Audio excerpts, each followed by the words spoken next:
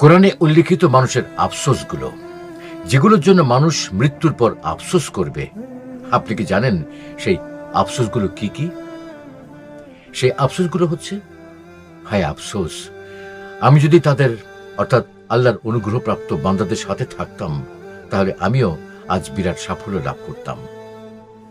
অপরাধী সেদিন স্বীয় হস্তদ্বয় দংশন করতে করতে বলবে, হায় আফসোস, আমি যদি রাসূলের সাথে সৎ পথ অবলম্বন করতাম।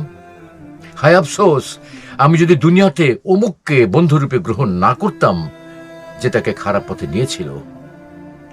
আগুনে যেদিন তাদের মুখমণ্ডলকে উপর করে দেয়া হবে, সেদিন তারা বলবে, হায় আফসোস, আমরা যদি দুনিয়াতে আল্লাহর আনুগত্য করতাম ও রাসূলের আনুগত্য করতাম, তাহলে আজ আমাদের এই দুরবস্থা হতো না।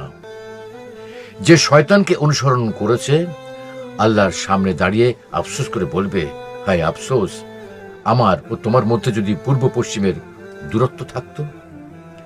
যার আমলনামা বাম হাতে দেয়া হবে, সে বলবে, হায় আফসোস, আমাকে যদি আমার আমলনামা না দেয়া হতো।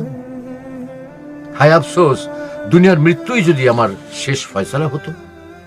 হায় আফসোস, আমার পরকালের এই জীবনের জন্য আমি যদি কিছু অগ্রিম প্রেরণ করতাম। পরকালের জন্য পাঠানো কৃতকর্ম দেখে কোনো উপায় না পেয়ে কাফের বলবে, হায় আফসোস, আজকে আমি যদি মাটি হয়ে যেতে পারতাম।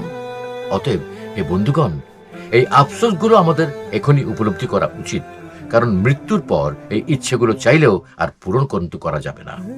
শুধু আফসোস করতে হবে, আফসোস আর আফসোস। তাই আমরা যতদিন এই দুনিয়াতে বেঁচে আছি, তার মধ্যেই এই আফসোসগুলোকে সংশোধন করে নেই, কেননা কাল কিয়ামতের দিন আল্লাহ তাআলার সামনে আমাদের যেন আর আফসোস করতে না হয়।